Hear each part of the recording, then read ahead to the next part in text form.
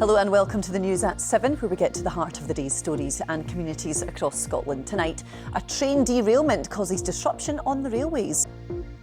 We will hear from a railways expert also on the programme. We will have all the sport with Lewis. What's coming up tonight, Lewis? Yes, lots to discuss, and tributes to the Scottish folk musician and radio presenter Archie Fisher, who's died at the age of 86. Hello, I'm Amy Irons and thanks for joining us for tonight's news at 7. The Scottish Government has announced an extra £25 million of funding for the health service in a direct attempt to reduce waiting times for patients. The number of Scots on waiting lists has fallen for 4 months in a row now, standing at just over 559,000, while the number of year-long waits also dropped. The number of people waiting more than 3 years for outpatient treatment hit the highest on record, rising to 619. First Minister John Swinney met with health staff and patients in a visit to the Queen Elizabeth University Hospital in Glasgow earlier. Here's what he had to say about this new funding. A man has been charged with the murder of a woman from Dumfries who died on a Greek island 16 years ago.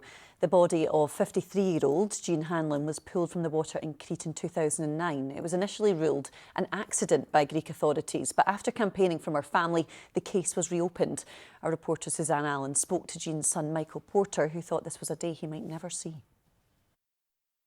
That's Michael Porter there speaking to our reporter Suzanne Allen. Let's get a roundup of the stories making the BBC News app in Scotland today.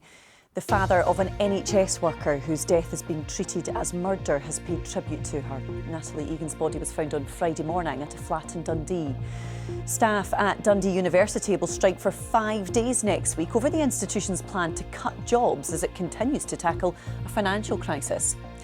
The father of Alan Bryant, who went missing 12 years ago, has said every year gets harder as he appealed for information on the anniversary of his son's disappearance in Glenrothes. Well, for more information on all of these stories, you can scan that QR code on your screen. It'll take you straight to the BBC Scotland News app, where there is more for you there, including the prehistoric fish thriving in a loch in Dumfries and Galloway. Now, the folk artist and broadcaster Archie Fisher has died at the age of 86, a legend of the Scottish folk scene. He was loved both for his music and his role here presenting BBC Radio Scotland's travelling folk programme for nearly 3 decades. Born in Glasgow, he was one of the earliest steel string players in British folk music. Scottish musician and presenter Marianne Kennedy worked with Fisher and says he brought such passion to his work.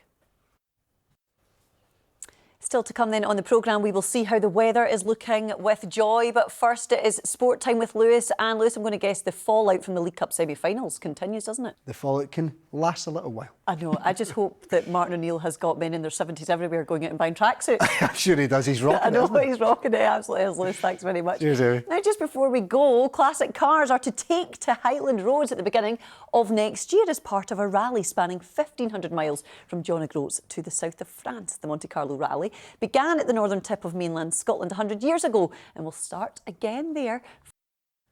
Well, let's see how the weather is looking with lovely Joy, and it's been a bit dreary when you look at it, hasn't it? Everything today, definitely. We have had some lovely sunshine. I'm just going to concentrate on this picture in the middle. We had blue skies and sunshine, but else there's quite a lot of blue on that map there, Joy, isn't there? You're giving us a bit of everything this week. But it's not going to be too cold. That's a bonus. Yeah, we will take to that. Thank you very much. Thanks, Joy.